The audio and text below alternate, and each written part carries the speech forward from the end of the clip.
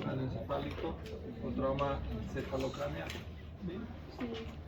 La base de trauma craneoencefálico igual nace de poder identificar cualquier persona que haya sufrido este tipo de trauma y clasificarlo, ¿sí? Para eso hemos llevado la anterior temática. Entonces, ¿cómo definirían ustedes esta palabra, trauma craneoencefálico? ¿Alguien se anima a definirla? É trauma que vai provocar uma diminuição da trauma que vai provocar uma diminuição da capacidade do indivíduo ter que ver o que está ao redor, sua capacidade de consciência. É quando o paciente tem pérdida de conhecimento. No. É quando Dos hay cosas. una Momento, lesión momento. física. Lo ideal es no responder a una pregunta, ¿sí? Con la misma palabra en la respuesta. Si yo pregunto, ¿qué es una rueda? No es bueno responder, una rueda es algo que rueda. No puedo alcanzar la definición clara. No es porque no suene bien, sino que es difícil alcanzar la definición. Entonces, si yo defino trauma encefalocraneal como un traumatismo del cráneo y del encéfalo, entonces no voy a poder diferenciar. Si alguien vio una serie mexicana que se llama El Chavo del Ocho. Sí. ¿Cómo? Eso es en portugués, ¿no? Llaves, sí. Entonces ustedes saben qué le hace Don Ramón, no sé si se llama Don Ramón. Seu Madruga. Seu Madruga. Selma, ¿se llama? Seu. Es como para señor. Señor Madruga. Cuando quiere corregir al Chavo Madruga. ¿Cómo se llama eso? ¿En serio? Entonces un cocorrón, un cocacho es nuestro, ¿no es cierto? Un cascudo para ustedes, entonces. ¿Será que el cascudo es un TEC? Não. No. Pero es un trauma. Es un trauma. Sí. Entonces, a eso me refiero con poder definir. ¿Sí? Eso es bien importante que ustedes se acostumbren a utilizar una palabra diferente para poder explicar una pregunta. ¿Sí? Eso es común. No es un error, pero es algo que hay que mejorar. Luego, cuando yo digo pérdida de qué? Pérdida ¿Del conocimiento? Sí. Ya, sí. ¿Quieres decir algo sobre pérdida de conocimiento? No, sobre pérdida de conocimiento. ¿No? ¿Qué es el conocimiento?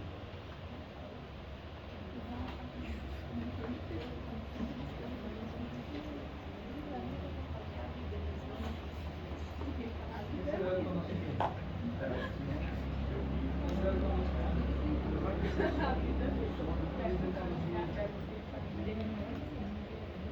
Ustedes están hablando de conciencia. Eso es conciencia, eso es conciencia, eso es conciencia, eso es conciencia. Esto es conciencia. ¿Qué será conocimiento? Saber sumar, saber restar, saber quién es el presidente de Brasil, saber geografía. ¿Sí? El conocimiento es diferente a la conciencia. No se olviden. ¿Sí? Bien, entonces no puede ser una pérdida de conocimiento. Ya, eso es una demencia. Tema diferente. Capítulo diferente. ¿Sí? Bien. Entonces, para definirlo mejor, hay que intentar usar otra palabra. ¿Sí? Está bien, trauma suena a trauma, pero también un coscorrón suena a trauma. ¿Sí? Ah, puede ser una alteración de la función cerebral, sí. Ya. Ese impacto o ese trauma lo vamos a denominar intercambio de energía. ¿Sí? Eso es muy importante. Es un intercambio de energía. Pero un intercambio de energía que tenga la capacidad, ¿sí?, de provocar ¿qué? Una alteración de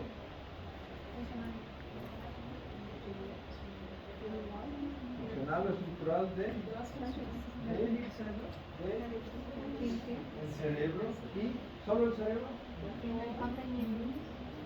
El contenido es el cerebro. El contenido del cráneo es el cerebro.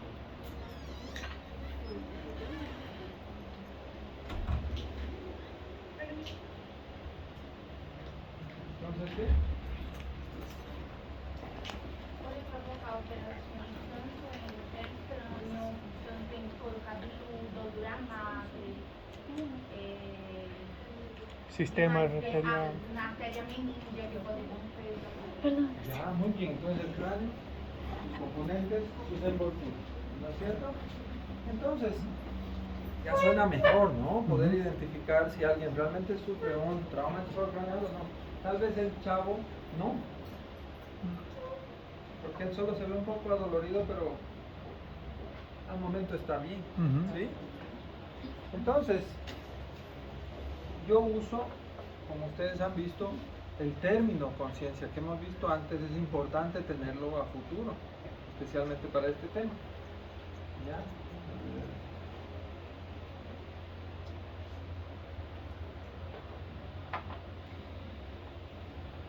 Entonces, si yo quiero determinar si alguien sufrió o no un TEC, lo primero lo que tengo que ver es una definición.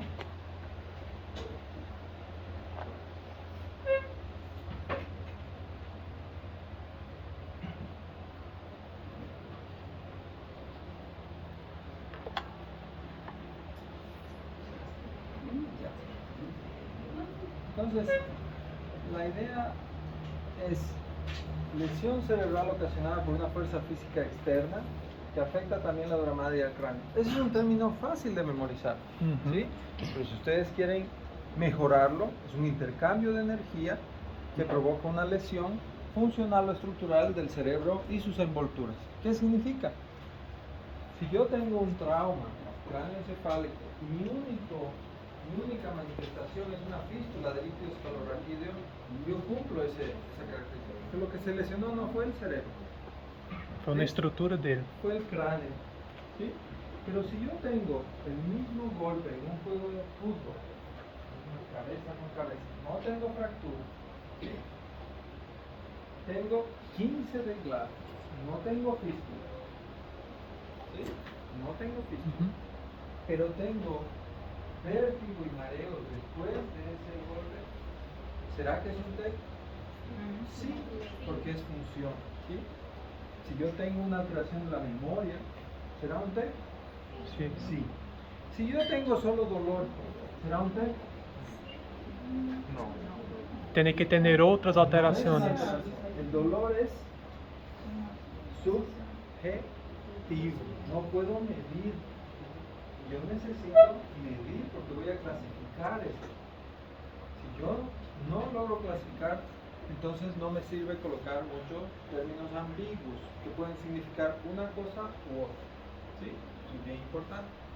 Entonces, puede alterar la conciencia, la función cognitiva, física, también en el comportamiento, incluso en el aspecto emocional.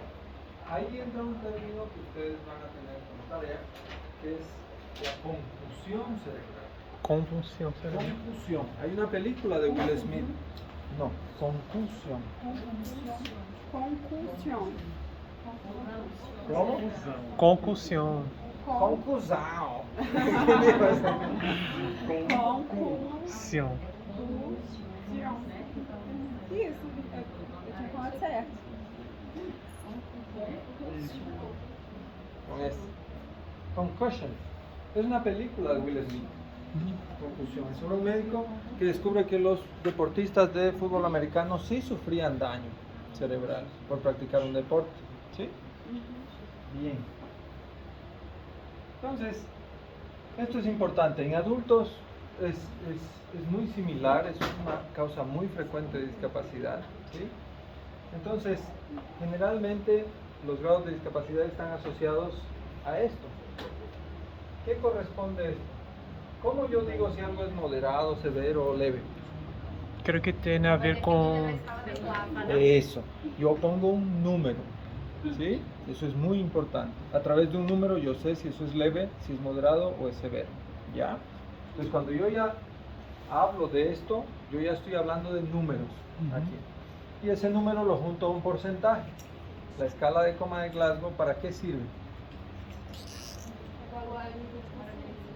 Para evaluar el pronóstico de un paciente que tiene un daño cerebral. ¿Sí? Entonces me da un pronóstico.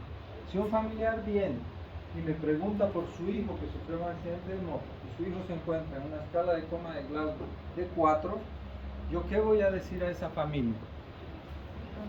Que está bien, Que está mal. que está mal, ¿no es cierto? El pronóstico es Malo. muy, muy malo. Ya debería estar Pero intubado. si viene y el paciente está en Glasgow 10 después del accidente, ¿qué digo a la familia? Que tem um prognóstico não moderado. Que puede recuperarse, ¿no es cierto? Y si tiene un Glasgow 15, es que todo va a ir probablemente Hasta el momento bien. bien, exacto.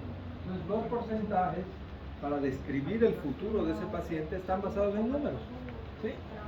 Entonces, el problema no es moderado a severo, porque eso es fácil. Yo ya sé que a la familia voy a decir, daño, hay que arriesgar todo, hay que sacar el cráneo, ver si mejora, hay que sacar el hematoma, ver si mejora. Ya sé que hay un daño y un porcentaje bajo de recuperación. El problema radica cuando yo sufro ese intercambio de energía y tengo estas alteraciones. La esposa dice, él desde que tuvo el accidente no puede trabajar y es un ingeniero eléctrico o es un funcionario que maneja un tractor y se desorienta. Entonces, ahí viene el problema. ¿Cómo yo voy a definir esos pacientes? Porque esos van a entrar en leve. ¿Sí? Para mí no es grave que no maneje el tractor, ¿no es cierto? Que no salga a la calle. Pero eso me va a generar también un problema. Y ese es el otro problema del TEC, que epidemiológicamente es algo que produce mucho gasto al Estado. ¿Sí? Provoca gasto al Estado. Entonces, es importante que ese impacto económico en realidad no lo paga solo la familia, El Estado lo também. paga también el Estado. ¿Sí? Bien. Incidencia. Y la mayoría de los TEC son leves.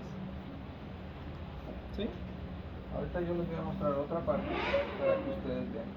Ahí viene este término, confusión. ¿Sí? Entonces, para yo entender mejor, yo digo, el doctor Miguel me dijo a Miguel que un intercambio de energía que provoque una hemorragia epidural, yo pueda ver una alteración anatómica, es un TEC. También me dijo que, aunque no pueda yo ver, pero el paciente está con un tercer nervio craneal después del accidente, es un TEC. ¿Gustan salir a presentar el tema?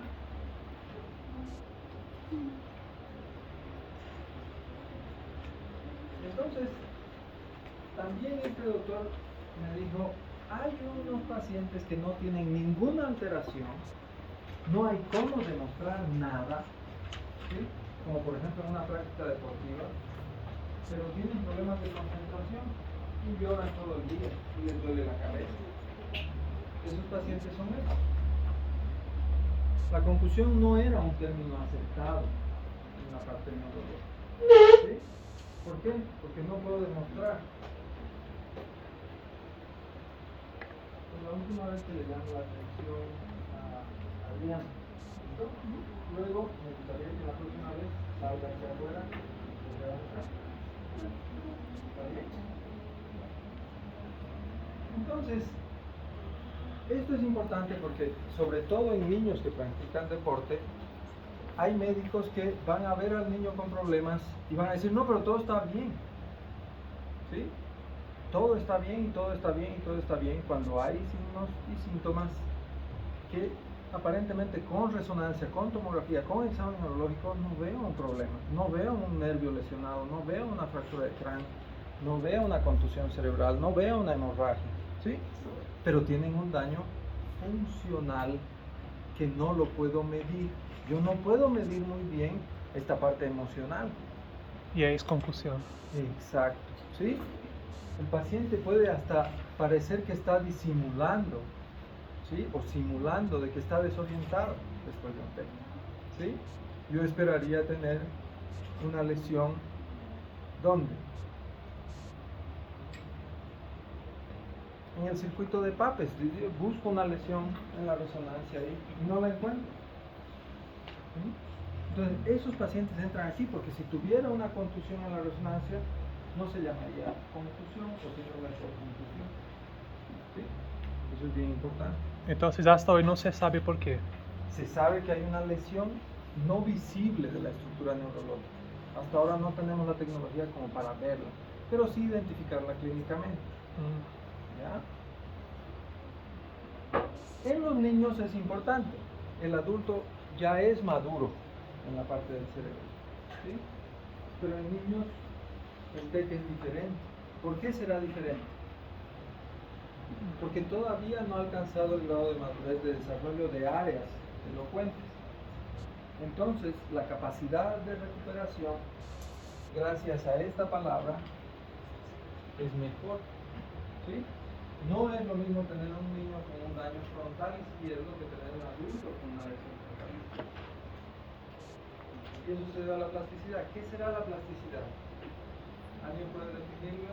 Sería la capacidad que el nervio tiene de adaptarse, de madurar, de adaptarse, de desarrollar. ¿Cómo? Algo que se puede moldear. Algo que se puede moldear. La capacidad del cerebro de distribuir ciertas áreas para hacer un... Bien, exacto, para allá vamos. Si yo pierdo un área elocuente, como por ejemplo el área de comprensión, ¿sí? Verbal, en los niños esa área va a ser sustituida por otra área que no se dedicaba a eso, más fácilmente que en un adulto. El adulto tiene más información ahí, ¿sí? Vamos a poner un ejemplo. Yo a mis 40 y tantos años, ¿sí? Más información tengo, tal vez, no sé, pues del PlayStation para guardar una función nueva. Entonces no puedo sacarlo de, no sé, no era PlayStation, era Nintendo, ¿no? El Nintendo. ¿Sí? Para poner información nueva ahí, ¿no? Si mi papá, que tiene 70 y tantos años, quiere almacenar información nueva porque un daño destruyó las neuronas que se encargan de percibir la audición, difícilmente lo va a encontrar porque él lo tiene ocupado con los libros, con los negocios, con el aprendizaje, con la profesión número 1, la profesión número 2, el trabajo número 3, ¿sí? Y también con la degeneración neuronal. Las vías que no se usan se van perdiendo. En cambio el niño no las ha usado. Eso es la plasticidad, ¿sí?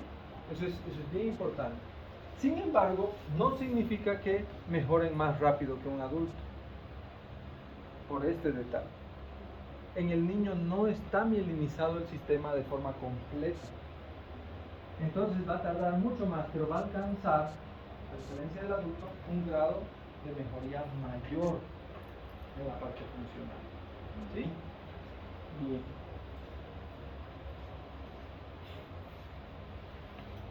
¿Qué más podemos sacar de aquí? Entonces, para dar un criterio diagnóstico para TEC, ¿sí? O para confusión, por ejemplo, yo puedo utilizar esto. La alteración cognitiva es lo que decía su compañero, conocimiento, ¿sí? Es diferente a la conciencia. Él puede estar con 15 de Glasgow, pero tiene una alteración cognitiva. ¿Qué significa alteración cognitiva? Que algo que ya aprendió lo ha perdido, ¿sí? Él sabía contar de 1 a 100 y ahora no sabe. Él sabía hablar ciertas palabras, ahora no sabe. Tiene que aprenderlas nuevamente. Alteración oculomotora. Una de las más frecuentes es la diplopía. ¿Sí? Eso es muy importante. Alteración afectiva. Son cosas que no las vamos a poder ver. ¿Qué pasó?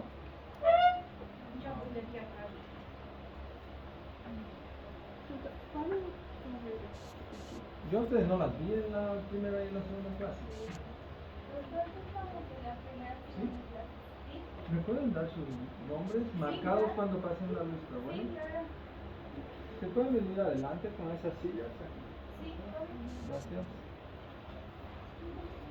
Entonces, También puede haber otro tipo de alteraciones fuera del sistema nervioso, por ejemplo, cardiovasculares. Doutor, a alteração pacientes afectiva. bradicárdicos. A alteração afectiva é entre. Por ¿Qué ejemplo, sería? el niño irritable con los papás, no tiene esa tranquilidad, siempre con, exacto, sin un motivo reconocible, ¿ya? Eso, por ejemplo, es una alteración afectiva. O que llora todo el tiempo, que parece que tuviera una lesión, parece que le duele algo todo el tiempo, ¿sí? Y hacen los estudios y no hay ese problema. Entonces, no se requiere que el paciente haya estado en terapia intensiva o que haya tenido pérdida de conciencia o que haya tenido un Glasgow bajo, no se olviden de eso. Generalmente no son ese tipo de pacientes, ¿ya? Generalmente. Bien. Cuando yo decido pedir una tomografía, por ejemplo, a un paciente que yo tengo dudas que cumple esos criterios de confusión, ¿sí? Porque yo tampoco voy a dejar al niño que viene, por ejemplo, aunque tenga 12, 13 años, que viene y indica que no puede acordarse de sumar, no puede acordarse de restar, no puede decir, no, vaya, aprenda de nuevo. También debo descartar que realmente no haya una lesión que se haya pasado por alto. Entonces, las indicaciones para tomografía, que haya sufrido pérdida de conciencia en el accidente. No tiene alteración de conciencia ahorita, tiene un Glasgow 15, pero hay parte de la memoria que no está funcionando bien. Amnesia postraumática. El niño realmente no recuerda horas antes el trauma o horas después. Doutor, então você só pode chamar de conclusão quando todos os testes diagnósticos. Negativos. Ah, ya. Exactamente. Pero Es bien hasta importante. esto, ¿se llama que TEC? También está considerado trauma craneoencefálico. Antes no estaba, por eso estamos comenzando por aquí. Ahorita vamos a pasar a lo típico y natural y normal. ¿Sí? Ya. Y obviamente el paciente que en ese interín, que no sé si realmente es un TEC o es que el niño está con histeria o realmente el niño quiere hacer renegar a los papás o el joven está enojado con la novia, antes de definir eso, yo debo ver que no haya esto para decir, no necesito una tomografía. En caso de que haya, yo debo solicitar una imagen. ¿Sí? Entonces, hay algunas reglas en la toma de decisiones. ¿Sí? Estas reglas en toma de decisiones, por ejemplo, esto es importante tenerlo en la cabeza. Mayores de 2 años. ¿Sí? ¿Por qué mayores de 2 años? ¿Por qué yo voy a dividir en mayores y menores? El mayor de 2 años va a poder interactuar, ¿sí? Yo voy a poder hacer realmente una buena escala y obviamente tiene un valor predictivo muy alto. En el niño es diferente porque la irritabilidad puede darse en una fractura del pie, ¿sí? Entonces es diferente. Si yo tengo Glasgow 15, no perdió la conciencia, no tuvo vómitos, por lo menos más de 3 vómitos, sin náuseas, no conozco vómitos explosivos. Yo llego siempre a la emergencia y me dicen, doctor, tuvo vómitos explosivos.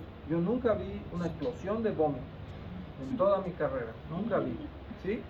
Pero sí vi vómitos con náuseas y vómitos sin náuseas, ¿sí? Entonces, el vómito neurológico es un vómito sin náuseas. El vómito gastrointestinal es un vómito con náuseas previas, ¿sí? Eso es bien importante. Y no mecanismo de alto impacto. ¿A qué voy a determinar yo mecanismo de alto impacto? A través. ¿Cuál, por ejemplo? Pues, Una caída, Una caída por un accidente de auto. pero de repente el segundo piso es, cada piso es, ¿cómo? Una caída de motocicleta. Pero de repente subió y cayó. Doutor, creo que é uma função de. Que haya alta velocidad, alto intercambio de energía. Por ejemplo, ¿en qué va a cambiar la energía? Mayor a 2 metros la caída, 1, 2, mayor a 60 kilómetros por hora dentro de un vehículo, aunque esté con cinturón. Esses meninos.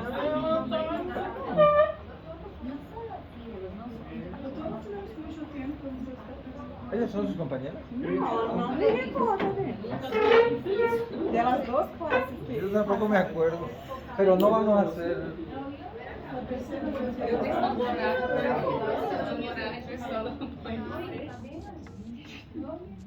¿Está bien? ¿Sí? Ok. ¿Podrían salir de la clase, por favor?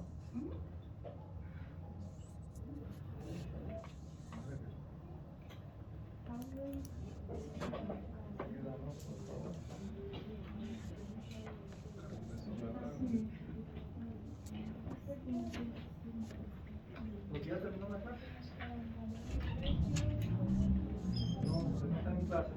por favor.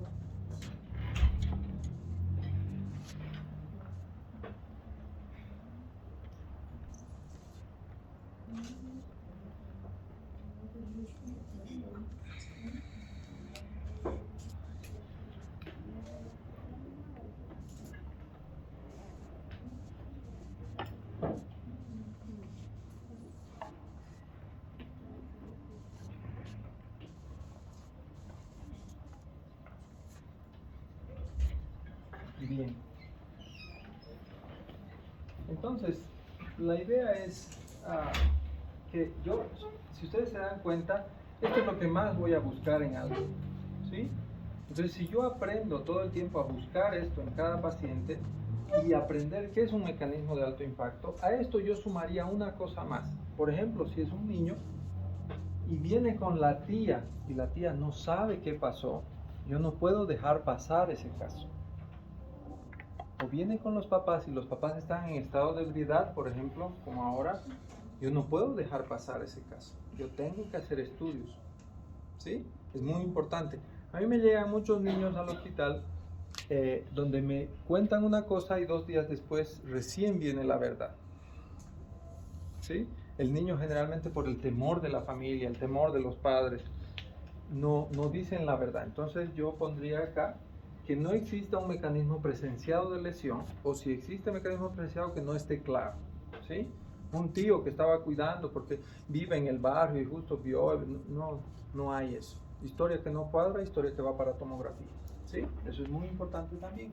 Entonces eso me da un valor predictivo, o sea, yo hago la tomografía y aunque venga un abogado a preguntar algo, yo tengo 99% de posibilidades de decirle no había lesión, si después ocurrió algo, no fue porque yo descuidé, ¿sí? Eso es muy importante. Bien. Esto más o menos con conclusiones. Entonces, si ustedes ven... ¿Cómo se hace con los menores de 2 años? Aquí tengo.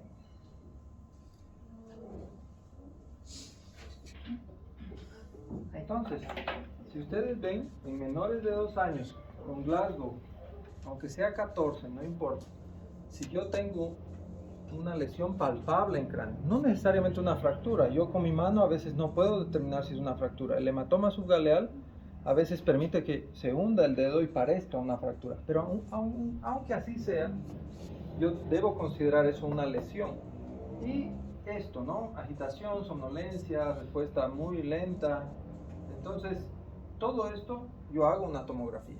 ¿Por qué? Porque tengo un riesgo de una lesión por trauma craneoencefálico, ¿sí? Si no tiene nada de eso, ¿sí? Pero tiene, por ejemplo, un scalp, que es una laceración cerebral con pérdida de tejido, ¿sí? O tiene una pérdida de conciencia mayor a 5 segundos, ¿sí? O tiene no está actuando normalmente, la mamá insiste de que no es así el niño, ¿sí? Yo le digo, no, pero mira, él se levanta, pero este no es mi hijo, ¿sí? O esto, el mecanismo de trauma, lo que les expliqué, de alto impacto. Si no tuvo ni una de esas, no hago tomografía, pero sí puedo hacer una observación aunque tenga el scalp. El scalp no me hace hacer una tomografía a un niño. Niño que está en Glasgow 15, la lesión fue de bajo impacto, ¿sí? No tiene pérdida de conciencia, no tuvo signos de hipertensión intracraneal, no tiene lesión de nervio craneal. Entonces, yo no voy a irradiar a ese niño. Yo puedo resolver el scalp. Estas guías de manejo son importantes porque me permiten a mí hacer números, ¿sí? El riesgo de lesión es menor al 0.02% si es este el paciente, ¿sí? Si es este el paciente, el riesgo de lesión es más alto. Entonces, esa es la idea que ustedes tienen que tener de los números y neuro. Todo va acompañado de números. No es, no, se cayó, voy a hacer un TAC. ¿Sí? Neuro no funciona actualmente mucho así. Si yo tengo cualquiera de estos, yo puedo observarlo o hacer una tomografía. La observación, ¿cuánto tiempo la voy a hacer? El médico tiene un criterio y puede observar un paciente 1 hora, puede observar un paciente 24 horas. Por ejemplo, en un adulto, y yo tengo un TAC normal, ¿sí? Tiene un scalp y está con intoxicación alcohólica, ¿yo qué voy a hacer con ese adulto? TAC normal, alteración de conciencia y un pequeño scalp. Claro, yo no tengo por qué dejarlo una semana hospitalizado o tampoco darle de alta ese momento. Solo por decir, no, el TAC es normal, que lo voy a llevar a plástica mañana. Yo debo observarlo. Si no tengo la posibilidad de resolverlo, voy a vendarlo y lo voy a mandar a la casa 6 horas después. Doutor, os critérios de Cincinnati se cobrem nessa parte antes No, de ir ao hospital? estos son diferentes. São diferentes. Sí, estos ya son dentro. ¿Ya? Eso es bien importante. Bien. Entonces, este es en mayores, ya lo han visto más o menos. Pero esto es lo importante. Todas las guías que ustedes revisen, generalmente en neuro y en toda medicina, depende de quién las está leyendo. ¿Qué significará eso? Como ustedes han visto aquí, alto impacto puede significar una caída desde la bipedestación para alguien, ¿sí? Y para otra persona puede ser una caída de 5 metros. Então, se depende da situação. El médico tiene la posibilidad de, con su conocimiento, ¿sí?, con su escasa, mucha o poca experiencia, poder determinar si estas escalas son útiles para ese paciente o no. También puede haber un paciente que no encaja en estas escalas, que no vino inmediatamente, que vino 3 días después a la emergencia, ¿sí? Entonces eso es muy importante, la discreción de cada profesional, y eso es lo que ustedes tienen que ir aprendiendo. Memorizar esto no significa que ustedes van a hacer a rajatabla todo lo que ahí dice. Ahí dice que yo debo levantar a 15 grados, yo voy a levantar a 15 grados al paciente. No, no funciona así, ¿sí? Yo tengo que tener ciertos criterios. Un paciente hipotenso, yo levanto la cabecera, se va a desmayar. ¿No es cierto? Entonces es muy importante generar un criterio médico. A eso se refiere esta palabra discreción. El criterio médico no siempre está escrito en los libros. Eso se genera con la experiencia y ustedes tienen la obligación de ir generando estas opciones. Ustedes tienen que llegar a casa y empezar a ver, si un paciente cae de 2 metros, llega con Glasgow 15, pero pasaron solo 2 horas y tiene un tercer nervio craneal, ¿será que sirve la tomografía? ¿Sí? Entonces van haciendo una lista de cosas que... Cuando ustedes pasan farmacología es lo mismo. Ustedes deciden qué medicamento van a usar de primera, segunda y tercera línea. ¿En base a qué? A los efectos adversos. Y ustedes tienen su propia experiencia. No es que uno no tenga experiencia al salir de la universidad. Ustedes deben generarla en base a conocimiento. ¿Sí? Eso es bien importante. Entonces, la historia natural de la enfermedad debería retornar al estado neurológico basal después de 4 semanas. ¿Qué significa eso? Que si después de 4 semanas no se retorna al estado basal natural normal, entonces algo no está bien con ese paciente que sufrió una concusión. ¿Sí? Tal vez el paciente tenía un diagnóstico no ejecutado previo al accidente. Tal vez tenía una alteración mental, tal vez tenía un retraso. Yo debo investigar eso. Pero yo debo ir hasta 4 semanas para descartar una concusión, aunque no haya una lesión. Esto es sobre concusión.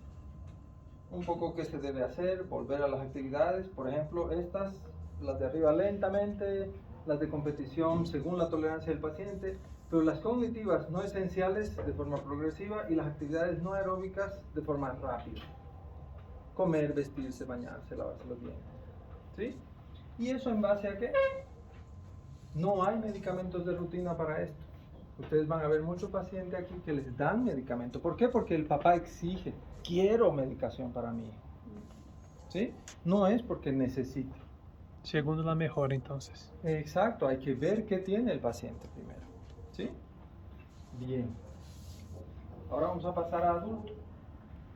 Denme un segundo.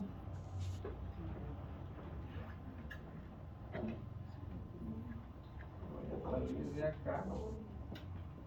Y vamos a entrar al TEC natural. Bien.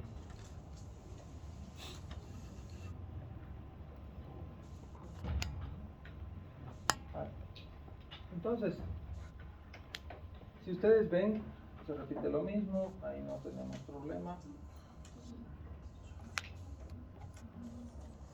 Esto es importante. En la parte inferior, si ustedes ven, en la actualidad hay este aumento, en mayores de 85 y menores de 5. ¿Por qué será esto? Por conta que com a idade se aumenta a chance de caída, se estão mais débeis. La gente vive más, pero al vivir más no significa que lo cuiden más. Cuando tú tengas 80, ¿dónde vas a estar? ¿Con tus hijos, rodeados de nietos? Probablemente ¿dónde? Según estadística. En un asilo, Sí. o en una casa de reposo, Sí. o en un hogar para la tercera o cuarta edad, ¿sí? Entonces es muy complicado que ahí te cuiden bien, porque no van a estar 24 horas contigo, hay muchos como tú ahí, ¿sí? Entonces ese es uno de los motivos por el que está aumentando. Y en este grupo etario, ¿por qué será? Porque los papás están trabajando mucho. Muy bien, los papás trabajan mucho y dejan a cargo de otras personas al niño, ¿sí? Eso es muy importante. Entonces, el grupo que era entre 15 y 35, porque eran los que mayor travesuras hacían, va disminuyendo por eso, ¿ya? Bien. Causas. Entonces, si ustedes ven causas, los accidentes de tránsito siguen siendo la causa más importante, sea de moto, sea como conductor, sea como pasajero, sea como viajante, sea en bus, ¿sí? O sea como peatón atropellado. Caídas, deporte y otros. Entre otros, ¿qué será? Peleas, muy bien, agresiones. Deporte ya está aquí. ¿Qué deporte será? ¿Qué deporte creen ustedes? Los de contacto, ¿no es cierto? Deportes de contacto. Boxe. A veces puede que no sea importante recibir en las clases de taekwondo una patada en la cabeza, pero si yo tengo un quiste aracnoideo y no sabía, Es grave. es un problema, ¿sí? Entonces ahí también viene un problema. No necesita ser de muy alto impacto, solamente alto intercambio de energía. Entonces ahí entra lo que hablábamos, la escala de coma de Glasgow, ¿sí? Para yo llegar a este tipo de clasificación, yo puedo usar la escala, puedo usar el tipo de lesión o puedo usar la integridad. Entonces yo puedo tener un paciente con un trauma leve, pero con cerebro saliendo por el cuero cabelludo. ¿Será posible eso? Por supuesto. ¿Sí? Entonces yo llego a la emergencia, me dicen llegó un TEC grave. Entonces yo llego, examino al paciente y está con 15 de Glasgow. ¿Por qué es grave? No, pues está saliendo cerebro por la herida. No es grave. La lesión es grave, pero no el paciente. Porque esto solo me da ¿qué? Pronóstico para el paciente. Aunque esté saliendo cerebro en ese momento, el pronóstico sigue siendo bueno. ¿Sí?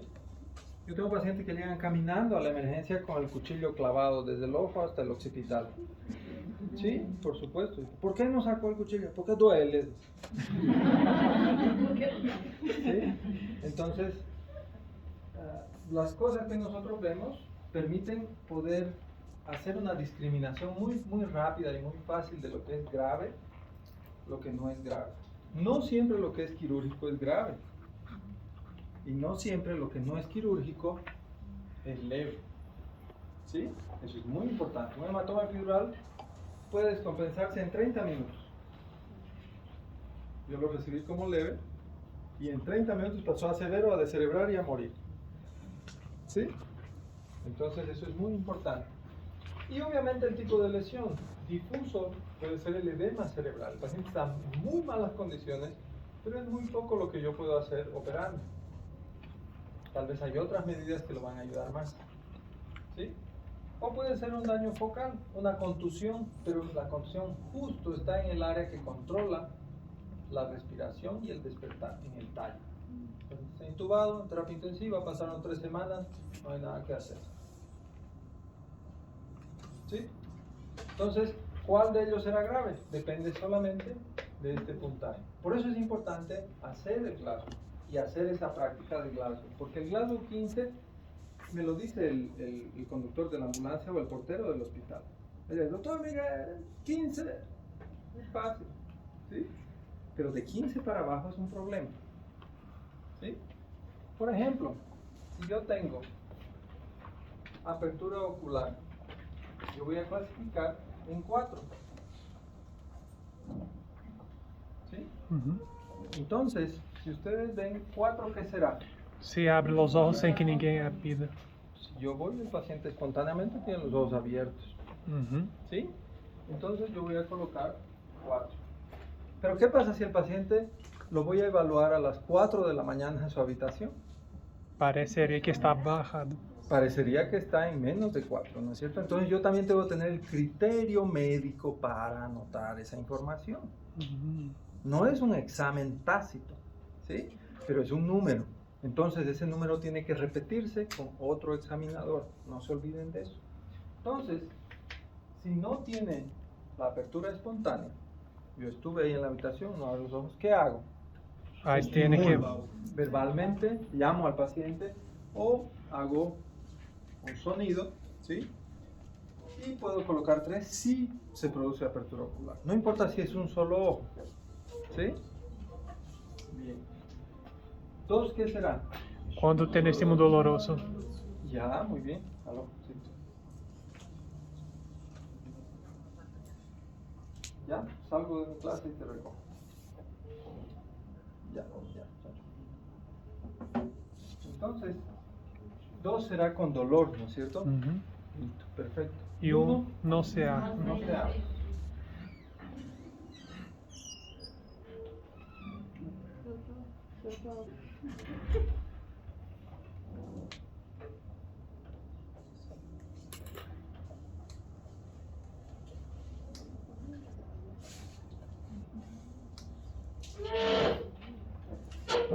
¿Puedes volver a salir, por favor? Necesito que salgas. Voy a llamar al guardia para que te saque de la clase.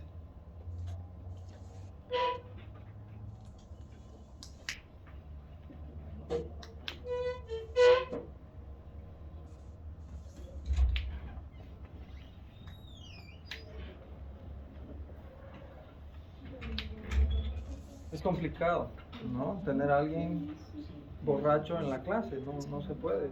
Hemos intentado, ¿sí o no? Bien. Entonces, esto se califica con 4 de máximo o 1 de mínimo. Luego viene, ¿cuál de los dos? A resposta verbal. Verbal. El máximo es 5, 4, 3, 2.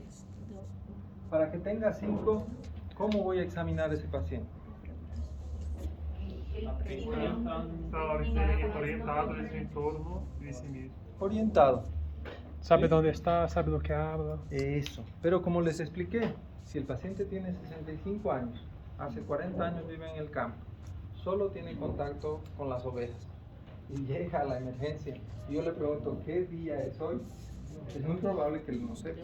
Tem que adequar as perguntas do Eso, paciente. entonces también el criterio médico juega un papel importante. Yo voy a activar un sistema en el cual él pueda demostrarme que está orientado. Yo no solo puedo demostrar que estoy orientado si sé la fecha y la hora. ¿Cómo también puedo demostrar que estoy orientado? Se pergunta o color de lápis. Perguntando se está dia ou à noite. Bien, mirando por la ventana, más o menos es de día, de noche, de tarde, de mañana, ¿qué? ¿Sí? Entonces eso es muy importante. Yo no estoy juzgando al paciente. Yo solo quiero saber si esa área del cerebro está funcionando, nada más. No me importa el resto. El paciente, yo indico qué color es esto. Ya pregunté el nombre, ya pregunté dónde está, ya pregunté fecha. No sabe, se confunde. Entonces no tiene 5. ¿Sí?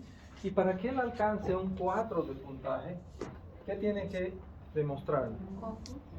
Que puede seguir la conversación por el mismo ritmo, pero que está desorientado. ¿Qué significa? Yo pregunto, ¿qué color es esto? Él dice verde. Verde. Sí, yo de repente es daltónico.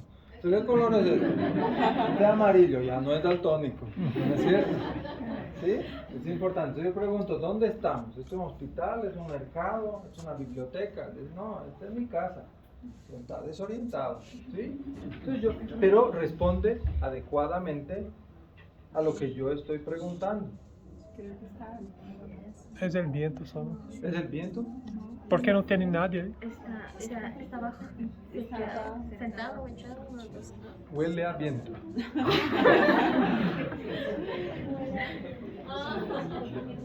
Bien, entonces desorientado. Y 3, ¿Cómo obtiene ese paciente un 3 de nota en la respuesta verbal? Va a responder umas palavras incompreensíveis. Não logra completar as Não perguntas. logra Muy completar isso. comprensibles, pero Não logra completar as perguntas que hago. Perguntando onde está, a outra coisa nada a ver.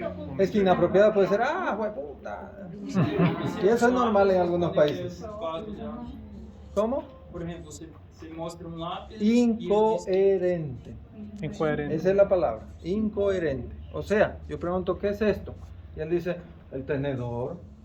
El tenedor, ¿sí? ¿Qué es esto? Mi carro, es mi carro, es mi carro. Entonces eso es incoherente. Él no está desorientado, él está incoherente, ¿sí? Entonces yo coloco un 3. Para el 2, ¿qué será? Que habla coisas que não se entende. Eso, incomprensible. Entonces, un ejemplo, ¿alguien puede dar? ¿Y qué pasa si yo hago dolor y él dice, ay, ay, ay, ay, ay, ay, ay, ¿qué pongo? Pode ser que a 3, não sei. Não pode ser 2, porque hablo. Não, ele está fazendo som. Qué difícil, ¿no? Ahí es donde se pone difícil. Pode ser que Yo voy esteja a- borracho e hablou ahora. Solo porque vio las borrachas. Entonces, esto es incomprensible. No puedo anotar ay, ay, ay, ahí porque eso es bastante comprensible. ¿Sí? Es bien importante. Em caso, Y uno es obviamente la ausencia de respuesta verbal. em caso que o paciente está com nível de consciência alterado por drogas, bebida, quando as temos? Quando o paciente está desintoxicado ou... Yo tengo la obligación de hacer un Glasgow en el momento que veo al paciente, que dudo que tiene una lesión del sistema nervioso central. Es mi obligación realizar una escala de coma en Glasgow. Mesmo que esteja alterado. No importa. ¿Por qué? Porque de repente yo acabo de hacer y me infarto y me muero. Entonces el otro médico tiene que venir y sacar el mismo puntaje. Pero si yo saqué 15 y él viene y saca 12, el paciente tiene que correr a tomografía. ¿Sí? Si yo no hice el Glasgow, él no va a saber. Solo voy a poner, no, el paciente está mal. Entonces él no va a poder tomar decisiones con respecto al paciente. El número me permite tomar decisiones. O si lo llaman corriendo, yo tuve que ir a operar a un paciente y él viene a valorar porque la familia, la enfermera, todo el mundo llamó. Y él dice, pero aquí Miguel vio estaba en 10, ahora está en 12, el paciente está mejorando. ¿Sí? Para eso sirve el Glasgow. Si el Glasgow está alterado, yo debo tomarlo 30 minutos después y 60 minutos después. Es muy importante eso. El Glasgow no se debe obviar al recibir un paciente que sospecho lesión neurológica, aunque esté intoxicado. Yo puedo colocar entre paréntesis paciente intoxicado. ¿Sí? ¿Está claro? Bien. Entonces la respuesta motora. Esta ya yo no voy a hablar, ustedes van a hablar. De 6 ¿Qué es esto?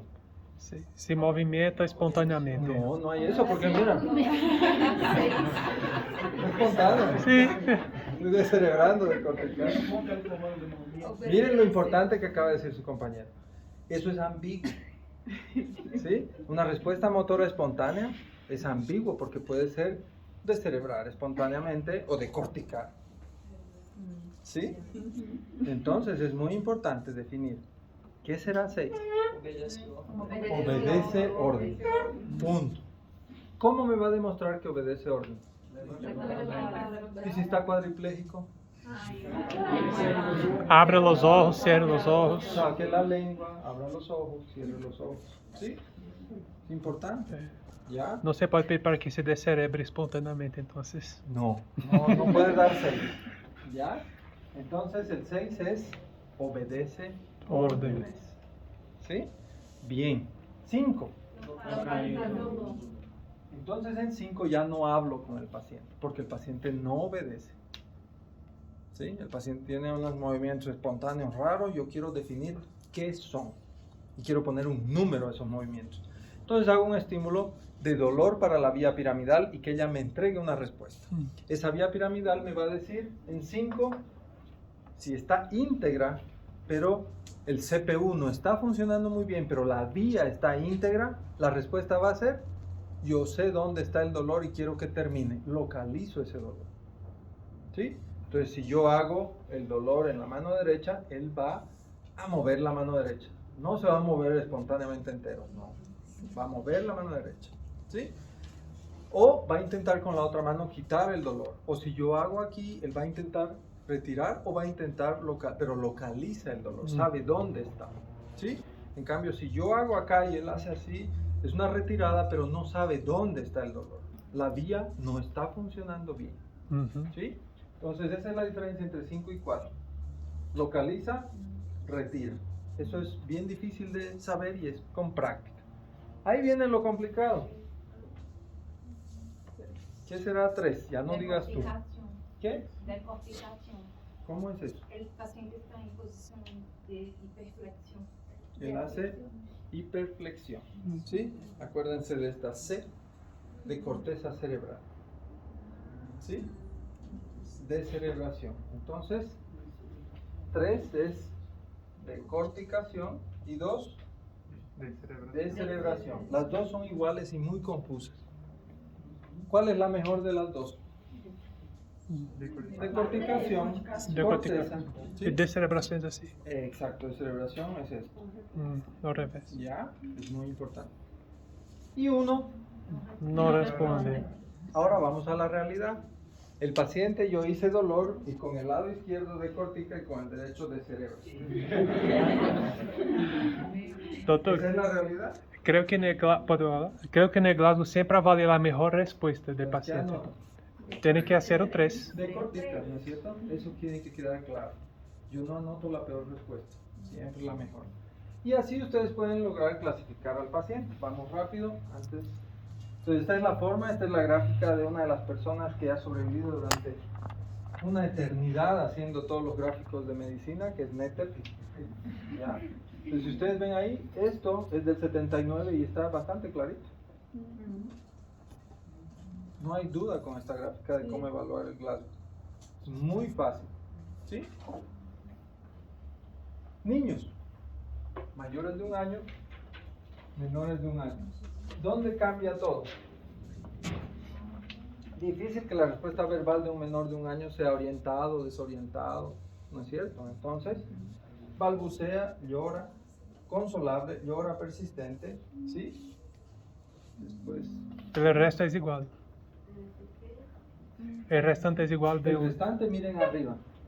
Ahí viene el asunto. Aquí es el único lugar donde lo que dijo el compañero es cierto. ¿Por qué? Porque un niño los movimientos no los tiene con un objetivo. Nosotros sí. Yo solo me voy a mover porque tengo un objetivo al realizar un movimiento. Pero el menor de 1 año no, siempre tiene movimientos espontáneos. ¿Sí?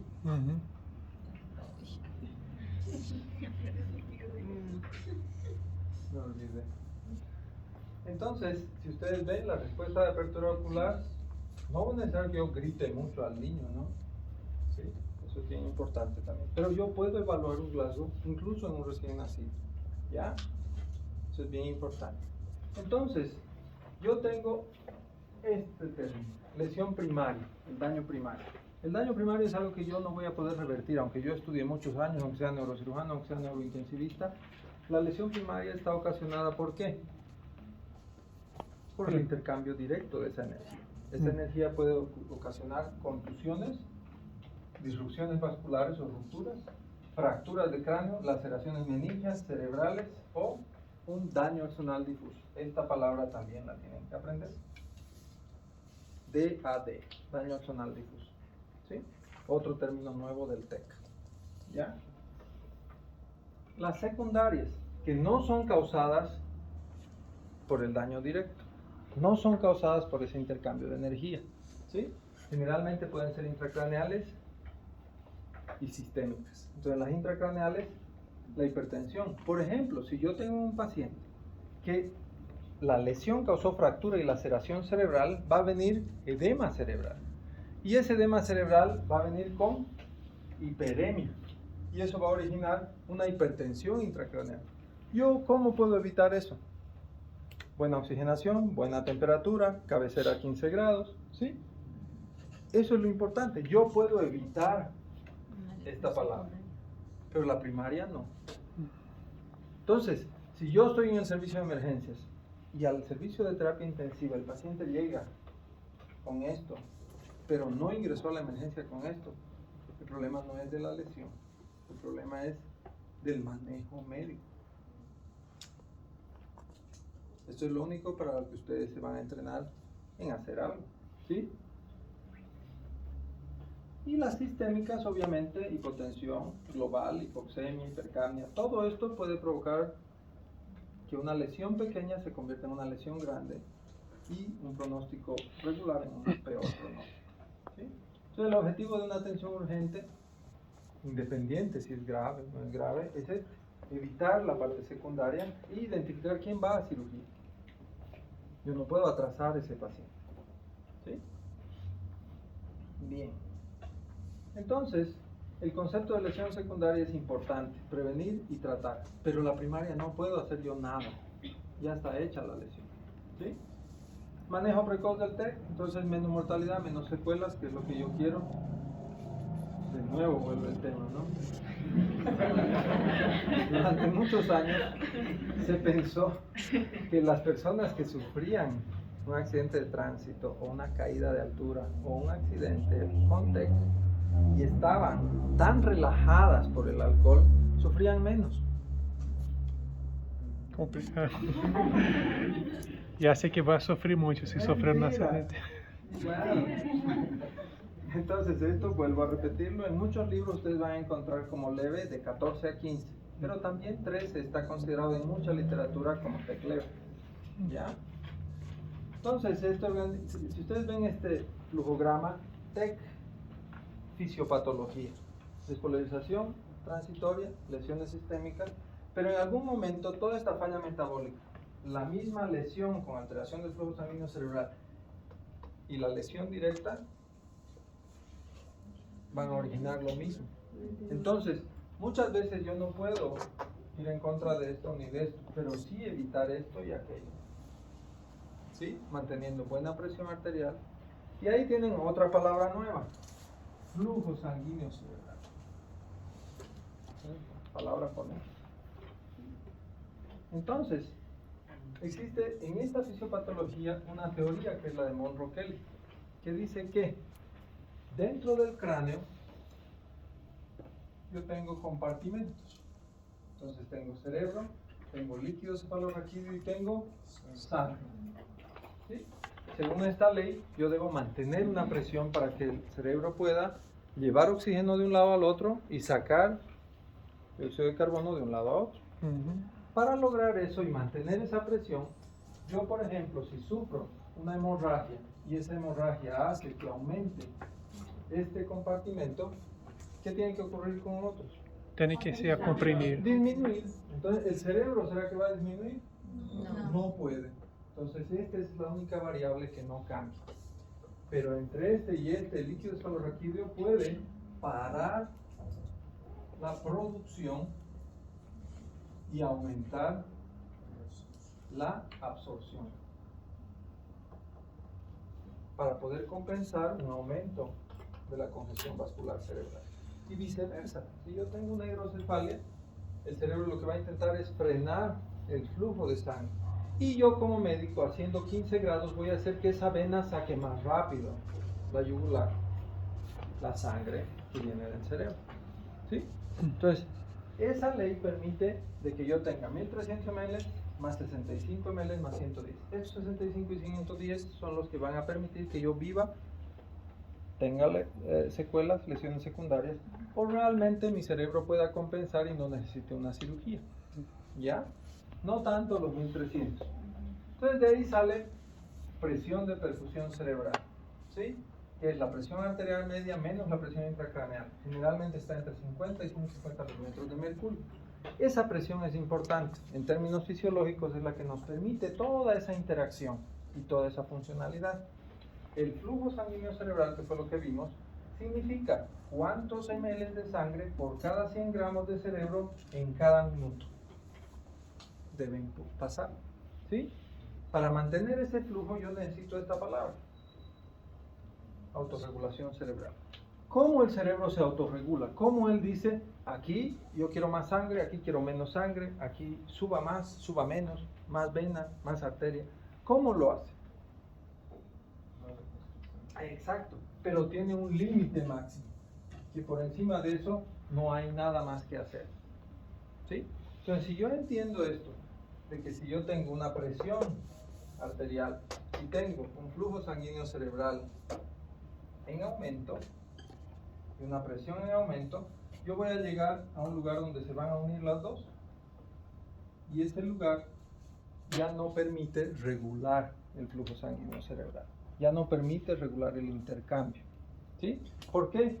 Porque yo no puedo tener ni un colapso del sistema vascular ni puedo tener una constricción máxima porque me infarto.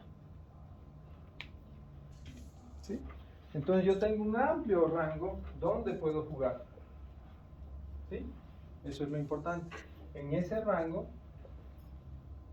en esa línea yo puedo jugar. En esta no, mal tratamiento, y en esta, mal tratamiento. ¿Sí? Eso es importante. Eso es lo que dijimos. El impacto directo, con colisión directa, velocidad tangible. Eso es importante. Verificar que realmente haya un intercambio de energía con alto impacto. La carga impulsada, ¿sí? Y la fuerza estática que existe. Por ejemplo, hay un experimento que está descrito en algunos libros, que es el experimento de los gatos. ¿Sí? En la época donde no había sensores, ni edificios, ni muchos autos, a alguien se le ocurrió agarrar unos cuantos gatos, sedarlos y botarlos de lo más alto que había. La otra tercera parte de esos gatos, golpearles en la cabeza hasta que mueran. Y la otra tercera parte, sacudirlos hasta que morían. Y al final decidió abrir la cabeza de cada uno de esos grupos. Y encontró que el mecanismo de lesión, el mecanismo de intercambio de energía generaba una lesión diferente. Por ejemplo, el que caía generaba una lesión diferente. El daño de contusiones centrales era por las sacudidas.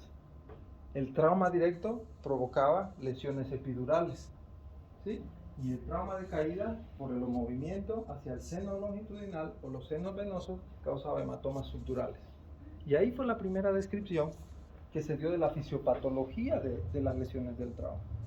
¿Ya? Eso es bien importante tomar en cuenta. Bien. Entonces yo puedo tener en el tejido cerebral corte, tensión, compresión, dependiendo del mecanismo. Este, por ejemplo, es una lesión por contragolpe. Si bien el impacto está en la parte occipital, ¿sí? La cabeza, al hacer este movimiento, el cerebro rebota hacia adelante y la lesión real viene al polo temporal y al polo frontal. Se llama lesiones por contragolpe. Tengo la herida acá, pero la lesión acá, dentro del cerebro. ¿Sí? Eso es bien importante. Bien. Vamos a quedar acá porque después hay que revisar lesiones específicas. Hematoma epidural, hematoma subdural, fracturas de cráneo, ¿sí? Edema cerebral.